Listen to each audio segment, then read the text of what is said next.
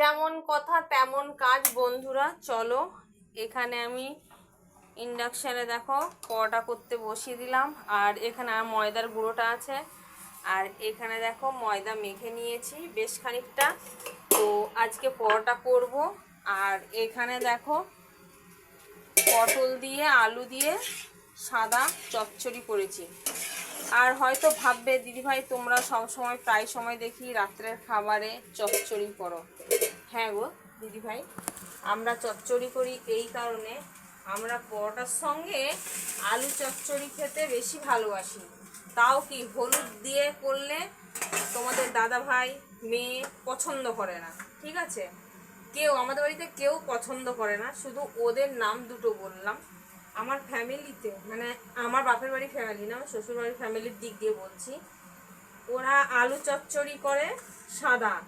আর যদি লুচি পরোটার মধ্যে যদি হলুদ দিই যে কোনো তরকারিতে, তো ওরা বলে কি ভাতের তরকারি। এই হচ্ছে ব্যাপার।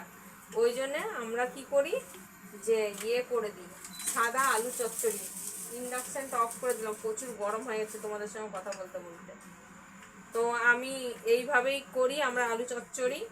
পরোটা লুচি করা মানেই হয় আলুর দম হবে, আলুর দমে আবার হলুদ দিই, যে কোনো কাশ্মীরি আলুর দম কি আদা পেঁয়াজ রসুন দিয়ে আলুর দম, যে কোনো জিনিস আলুর দম করলে, পনিরের তরকারি করলে, এগুলো ছোলার ডাল করলে এগুলো আমরা হলুদ দিই।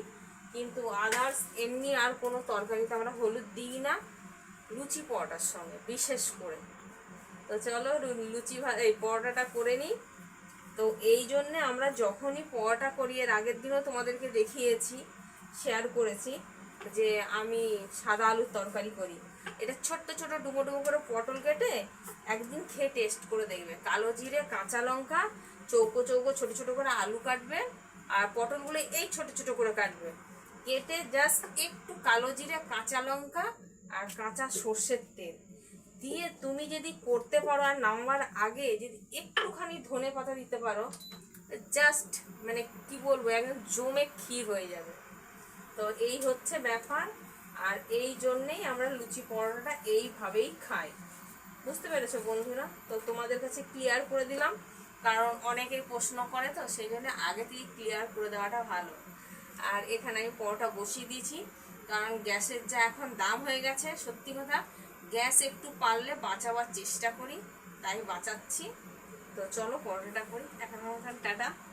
আর দেখো এই দেখো, এতে যদি আমি পরোটা করি গাইস, কি বলবো, মানে তেলটা কম লাগে আর খুব সুন্দর হয়, খুব সুন্দর, অল্প তেল লাগে। তো চলো এখনকার মতন টাটা।